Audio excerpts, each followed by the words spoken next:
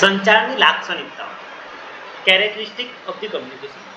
સંચાર એ માનવ જીવન અને સંસ્થા બંને માટે અત્યંત અગત્યનું સાધન છે. તે માત્ર માહિતી નથી પહોંચાડતું, પરંતુ સમજણ, સંબંધ, સહયોગ અને વિકાસ માટે આવશ્યક છે. સંચારની કેટલીક મુખ્ય લાક્ષણિકતાઓ નીચે મુજબ છે. સંચાર એ એક સામાજિક પ્રક્રિયા છે. સંચાર હંમેશા બે કે તેથી વધુ વચ્ચે થાય છે. વ્યક્તિ એકલો પોતાની સાથે વાત કરે તો તેને સંચાર નથી કહેવાતો. ઉદાહરણ તરીકે લાઇબ્રેરિયન અને વિદ્યાર્થીઓ વચ્ચે માહિતીની આપ-લે. સંચાર એક દ્વિપક્ષીય પ્રક્રિયા છે.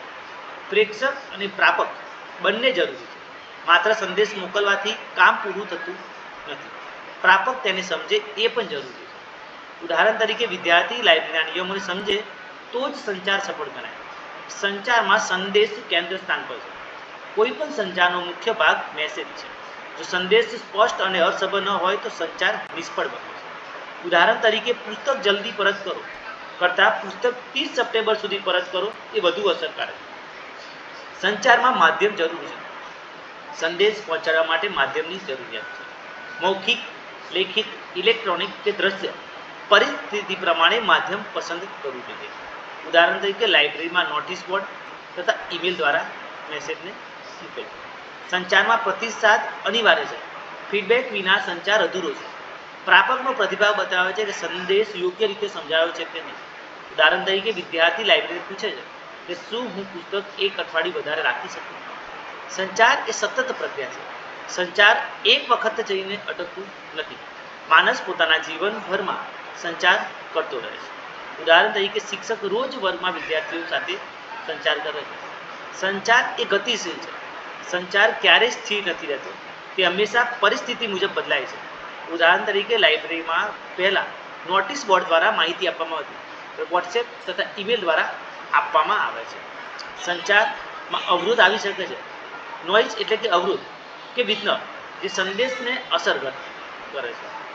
ઉદાહરણ તરીકે ઝૂમ વેબિનાર દરમિયાન નેટવર્ક ખરાબ હોવું તો અંગ્રેજીમાં આપેલો સંદેશ ગુજરાતી વિદ્યાર્થીઓને સમજાય નહીં.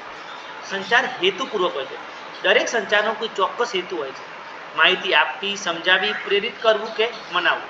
ઉદાહરણ તરીકે લાઇબ્રેરી નોટિસ પર નવા પુસ્તકો ઉપલબ્ધ છે. હેતુ વિદ્યાર્થીઓને તેનો ઉપયોગ કરવા પ્રેરિત કરવા. સંચાર બહુમુખી છે, એટલે કે સંચાર મૌખિક, લેખિત, અમૌખિક, દ્રશ્ય અનેક રીતે થઈ શકે છે. ઉદાહરણ તરીકે શિક્ષક વર્ગમાં મૌખિક સમજાવે છે, પાવર પોઈન્ટ પ્રેઝન્ટેશન બતાવે છે. સંચાર સંસ્કૃતિ અને સમાજથી પ્રભાવિત થાય છે. ભાષા, સંસ્કૃતિ, પરંપરા સંચાર પર અસર કરે છે. ઉદાહરણ તરીકે ગુજરાતમાં ગુજરાતી ભાષામાં લાઇબ્રેરી નિયમો મૂકવા વધુ અસરકારક છે. સંચાર વિશ્વાસ અને પારદર્શિતા પર આધારિત છે. જો સંદેશ વિશ્વસનીય ન હોય તો પ્રાપક તેનો સ્વીકાર નહીં કરે. ઉદાહરણ તરીકે સરકારી વેબસાઇટ પરથી માહિતી વિશ્વસનીય ગણાય, વોટ્સએપ અફવા. સારાંશ જોઈએ તો સંચારની મુખ્ય લાક્ષણિકતાઓ: સામાજિક પ્રક્રિયા, દ્વિપક્ષીય, સંદેશ કેન્દ્ર સ્થાને, માધ્યમ જરૂરી, ફીડબેક અનિવાર્ય, સતત અને ગતિશીલ, નોઇઝથી પ્રભાવિત, હેતુપૂર્વક, બહુમુખી, સંસ્કૃતિ પ્રભાવિત અને વિશ્વાસ આધારિત હોવું જોઈએ.